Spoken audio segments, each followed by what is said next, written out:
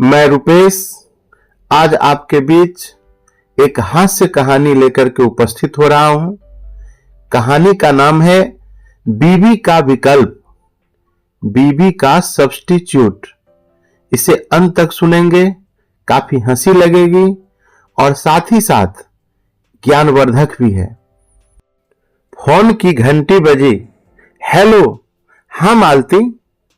Phone सुनकर मालती के हर्ष का ठिकाना न रहा।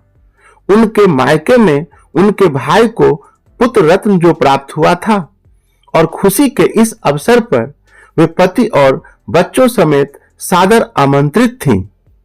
जिस भाई को उन्होंने गोद में खिलाया था वह पहली बार पिता बना था और वह स्वयं पहली बार बुआ बनी थी। मायके के सुखपूर्ण प्रवास की मधुर स्मृतियां उनके मानस पटल पर लग गईं। परंतु तभी उनको ध्यान आया कि दिल्ली जाने के लिए तो पहले उन्हें अपने सन की बॉस को लिखित रूप से छुट्टी हेतु आवेदन देना होगा ना। मालती के पति श्री लक्ष्मीकांत शर्मा, जो कुछ माह पूर्व तक भारतीय खाद्य निगम आगरा में क्लर्क थे, पदोन्नति पाकर अकस्मात लेखा अधिकारी बन गए थे। अब वे पहले जैसे सीधे साधे शर्मा जी नहीं रहे। कुछ शुभ चिंतकों ने अफसरी अनुशासन, समय की पाबंदी और हर काम को योजनाबद्ध तरीके से करने का फायदा उपदेशों की घुट्टी में पिला पिला कर शर्मा जी की काया पलट ही कर दी थी। क्या मजाल थी कि दफ्तर की एक पाई भी बिना उनकी इजाजत के इधर उधर हो जाए।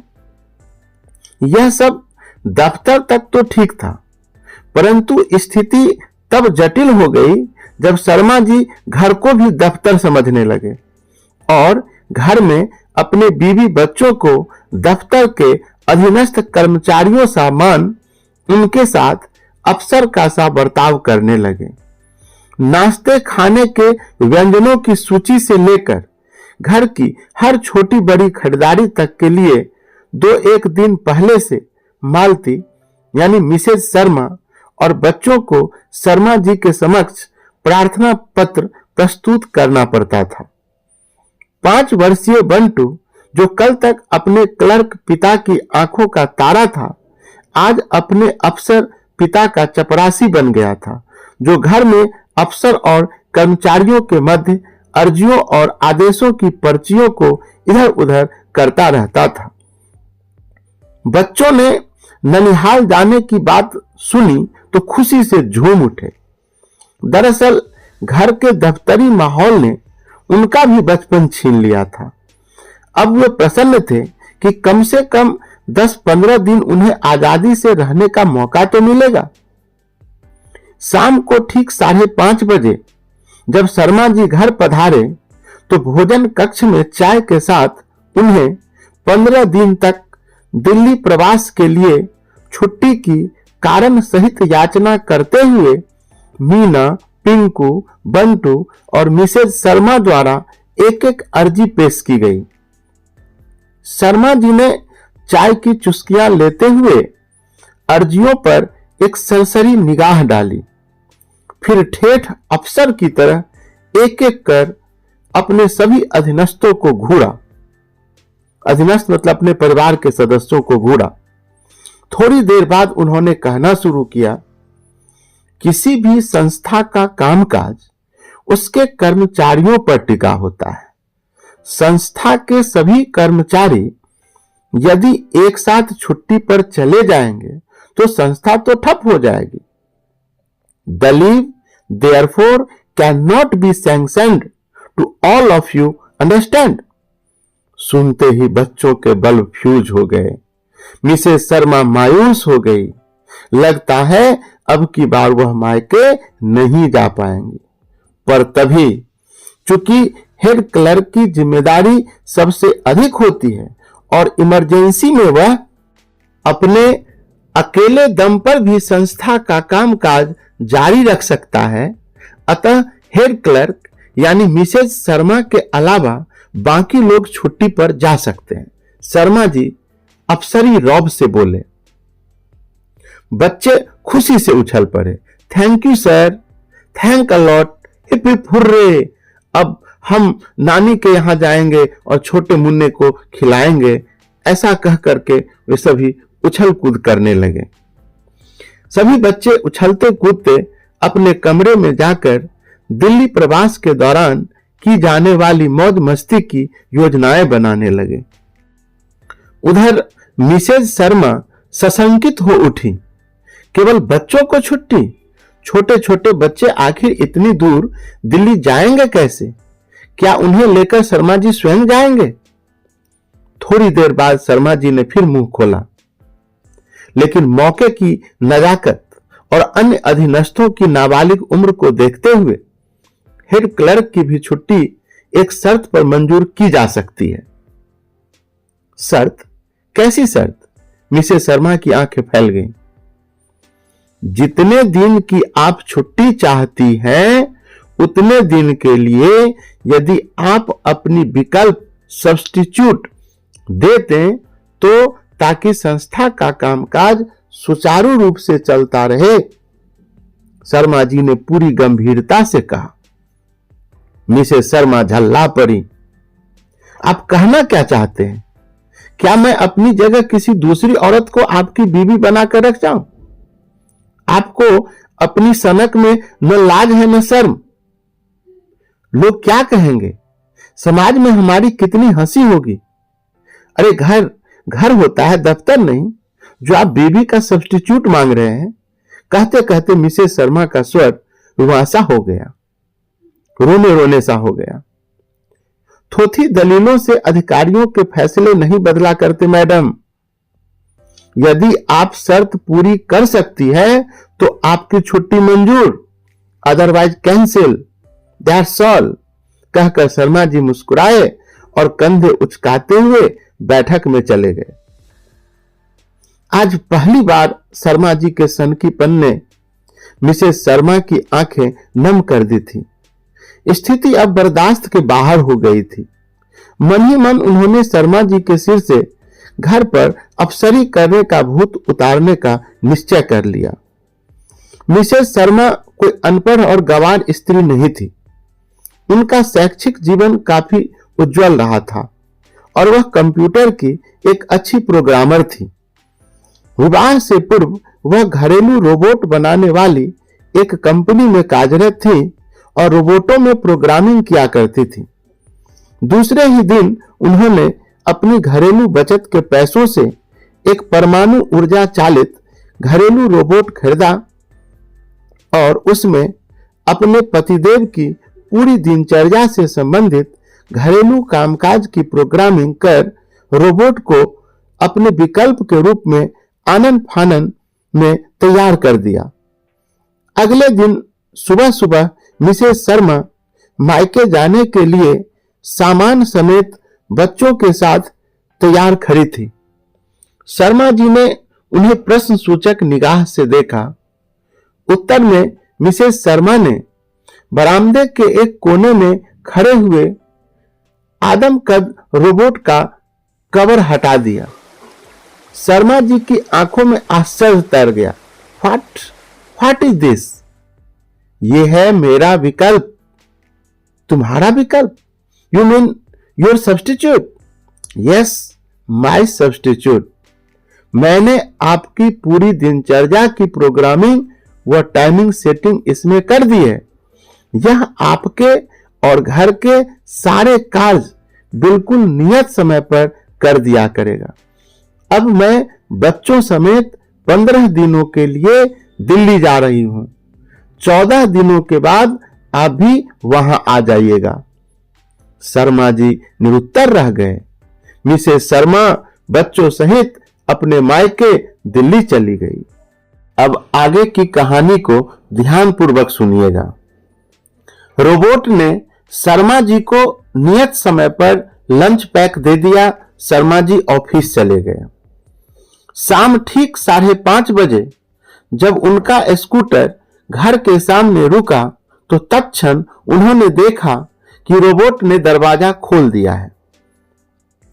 वे रोबोट की समयबद्धता से अति प्रसन्न हुए।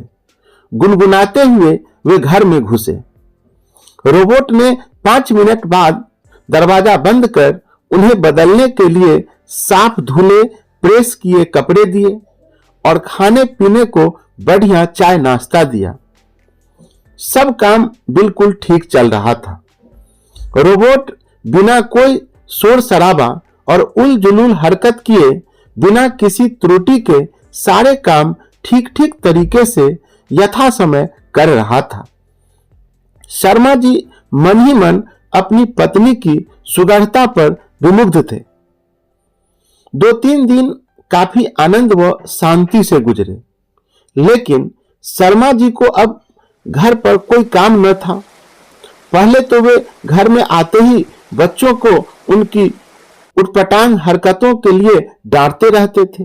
सबको अनुशासन और समयबद्धता के नुस्खे उसके नफा नुकसान समझाते रहते थे। अर्जियां पढ़ते थे, अर्जियों पर आवश्यक कार्यवाही हेतु टिप्पणियां लिखते थे, ग्रांट सैंक्शन करते थे, क्रय किए हुए माल की जांच करते थे, ऑडिट करते थे और इसी तरह के अफसरशाही के अनगिनत कार्यों को करते कराते जब रात के 9 बज जाते थे तो अफसरों के समान अकेले ही डिनर लेते थे। फिर बिस्तर पर पसर कर वे टीवी पर कोई मनपसंद धारावाहिक या VCR पर थोड़ी बहुत फिल्म देखते थे। कभी कभी मूड होने पर वे 2-in-1 में छाया गीत सुनते थे या कैसेट लगाकर पसंदीदा गाने सुनते थे और ठीक 10:30 बजे सोने के लिए आंखें मूंद लेते थे। पर अब समय उनसे काटे नहीं कट रहा था। शर्मा जी किसी से 2 बोल बोलने को भी तरस गए। अफसरी रौब के मारे पड़ोसियों से भी वे खुद को अलग रखते थे और घर में था भाई भाई करता सन्नाटा या फिर रोबोट के चलने व काम करने की सर सर घर घर की आवाजें। घर के सभी अधीनस्थ कर्मचारियों के चले जाने से अब शर्मा जी के जहन में बसा घर के अफसर वाला रूप धीरे धीरे धूमिल पड़ने लगा था। सच है, जब कोई अधीनस्थ ही नहीं तो बेचारा एक अदद अकेला आदमी अफसरी करे भी तो भला किस पर। चौथे दिन रोबोट ने रोज की तरह शर्मा जी को ठीक सुबह 7 बजे जगा दिया। शर्मा जी थोड़ी सी कसमकस के बाद बड़बड़ाते हुए उठ बैठे। क्या मुसीबत है, कमबख्त सोने भी नहीं देता। लेकिन थोड़ी ही देर बाद वे पुनः रजाई में दुबक गए। ठीक 7:20 पर रोबोट ने बेड टी मेज पर लगा दी। जानकर भी शर्मा जी आलस्य के मारे रजाई में दुबके रहे। अभी 15 मिनट बीते ही होंगे कि रोबोट के चलने की सरसराहट से शर्मा जी चौंके। रजाई से मुंह निकालकर थोड़ा उचक कर उन्होंने चाय का प्याला उठाने के लिए हाथ बढ़ाया तो चाय का प्याला मेज पर से नदारद था, गायब था। चाय का प्याला रोबोट के हाथ में देखते ही शर्मा जी बिस्तर से उछलकर खड़े हो गए और रोबोट के पीछे भागे। अरे रे रे, मेरी चाय कब कहां ले जा रहे हो? अभी तो मैंने चाय। शर्मा जी अपनी बात पूरी कर भी न पाए थे कि रोबोट ने चाय का प्याला किचन के सिंक में रखकर उस पर पानी उड़ेल दिया और प्याला धोकर किचन के प्लेटफॉर्म पर रखकर एक और खड़ा हो गया। शर्मा जी रोबोट पर बरस पड़े। अरे मूर्ख, अंधा है क्या? तुझे दिखाई नहीं दिया कि कप चाय से भरा था? मैंने चाय नहीं पी थी, जरा इंतजार नहीं कर सकता था? शर्मा जी की कड़क आवाज से रोबोट की कैमरे वाली आंखें चमकी। फिर उसके मुंह से घड़घड़ाती मशीनी आवाज निकली। I don't know how to execute this command, file not found.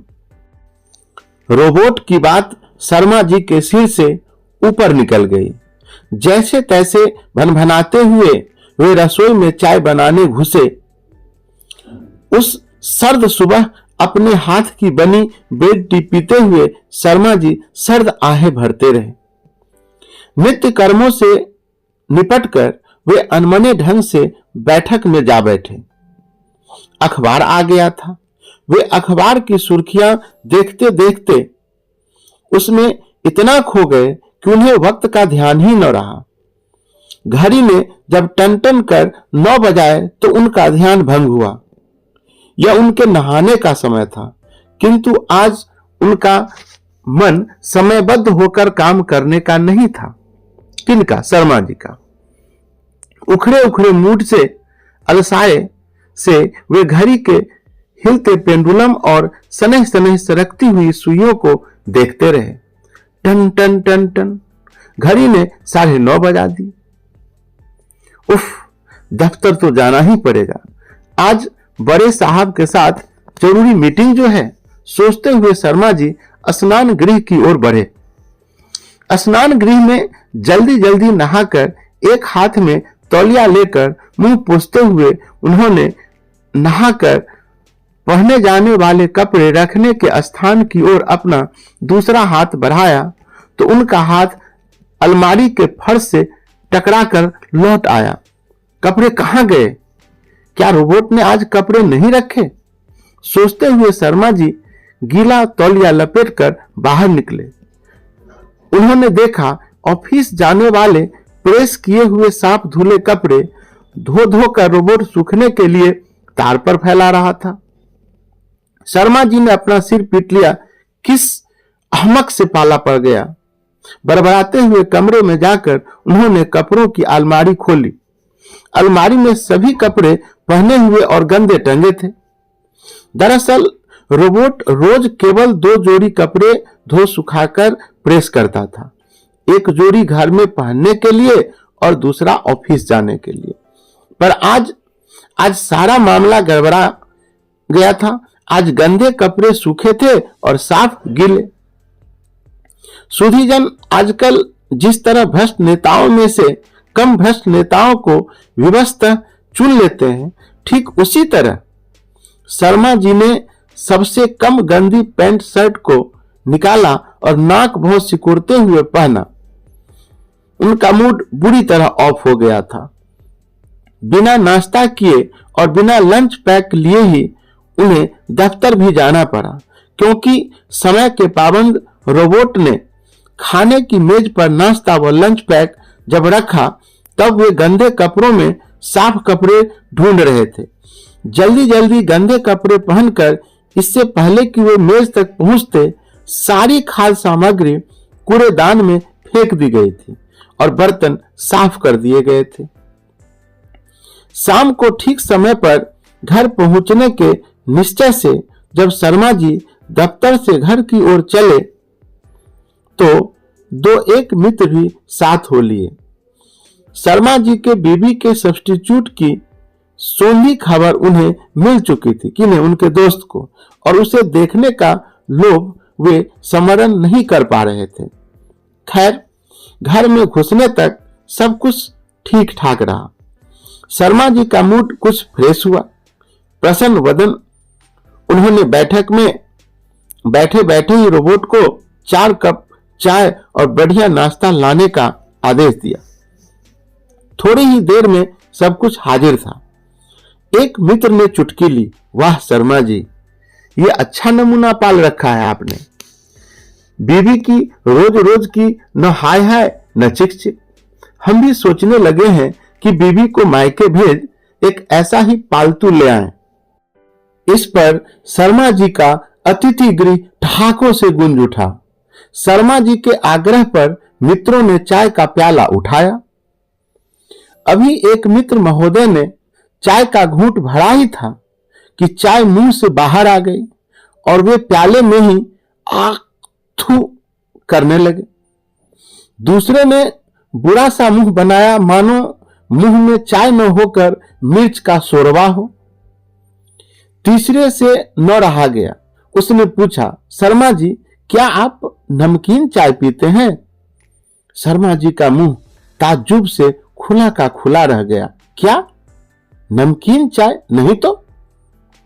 अविश्वास से भरे शर्मा जी ने लपक कर चाय का घूंट भरा। बात सही थी। वे वहीं एक ओर खड़े रोबोट की ओर देखकर दहाड़े, अरे बेवकूफ, चाय में नमक क्यों डाल दिया? चाय बनाना भूल गया क्या? उत्तर में रोबोट के गले नुमा यंत्र से घघराहट निकली, the command is not valid. तत्क्षण शर्मा जी को ख्याल आया कि दरअसल कसूर रोबोट का नहीं, खुद उनका ही था। उन्होंने ही सुबह चाय बनाते समय चीनी के डिब्बे को यथा स्थान पर रखने पर ध्यान नहीं दिया था। उन्होंने अपनी गलती स्वीकार करते हुए मित्रों से माफी मांगी। भाई, मैं अपने शब्द वापस लेता हूं। इस अक्ल के अंधे से तो अपनी बीवी ही भली, कम से कम शहद सी मीठी चाय तो पिलाती है। सब फिर ठहाका मारकर हंस पड़े। झेपते हुए शर्मा जी को भी खिसियाहट भरी हंसी से उनका साथ देना पड़ा। शर्मा जी ने समय का पाबंद और सावधान रहने का निश्चय किया। वे समझ गए थे कि इसके बगैर गुजारा होना मुश्किल है। श्रीमती जी के आने में तो अभी भी पूरे 11 दिन बाकी थे। अगले दिन शर्मा जी ने फुर्ती दिखाई। ठीक समय पर हर काम ठीक ठाक ढंग से निपट गया। किंतु शाम को शर्मा जी 5:15 बजे ही घर आ गए। बार बार कॉलबेल बजाने पर भी जब घर का दरवाजा नहीं खुला तो शर्मा जी को ध्यान आया कि रोज तो वे ठीक 5:30 बजे घर आते थे। आज 15 मिनट पहले आ गए हैं। अब 5:30 बजने का इंतजार करने के अलावा उनके पास और कोई चारा न था। शर्मा जी लॉन में टहलने लगे। अगल बगल में घर का बंद दरवाजा और लॉन में शर्मा जी को टहलता देखकर पड़ोस के बनारसी बाबू से न रहा गया और वे शर्मा जी के लॉन के दरवाजे पर आकर उनकी कुशल क्षेम पूछने लगे। बातों बातों में शर्मा जी को समय का अंदाजा ही न रहा।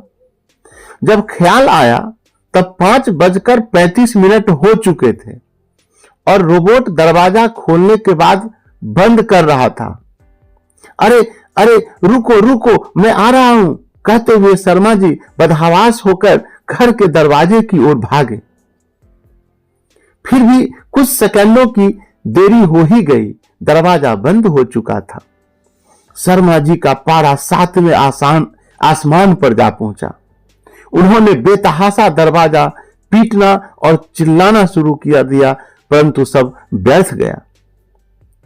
रोबोट वही दरवाजे के पास खिड़की के सामने निश्चल खड़ा था। शर्मा जी की हर चीख चिल्लाहट के जवाब में वह कुछ ही शब्द बार बार दोहरा रहा था, command is not valid, I don't know how to execute this command, file not found, command is not.